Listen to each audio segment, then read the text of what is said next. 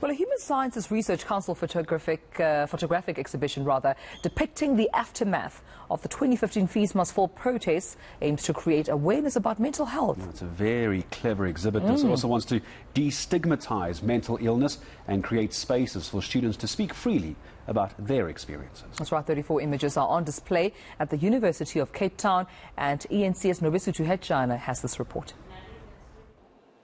These photographs were carefully selected from 100 images supplied by students from 5 universities. They detail what Fees Must Fall protest meant to activists and students at the time, but also looking at the legacy of the cause. The Human Sciences Research Center says while trauma differs, it was a common factor among university students. Goals of this exhibition. So, for example, to create awareness about student mental health and destigmatize it. There's a lot of stigma around mental health in this country. To increase the levels of student wellness services, and also to make sure that there's a little bit more caring, a little bit more loving kind of environment on the university campuses, and that the grievances, the issues, the challenges that students experience are addressed before one needs to even start protesting. The Research Council says conversations should not focus on the effectiveness of the protests, but rather on how violent protests should be avoided at all institutions of learning due to the mental damage they cause. What we see here and what the students were saying, they include, for example, that the students just want to raise the awareness in the public and people in the Department of Higher Education and Training to be aware of the levels of violence.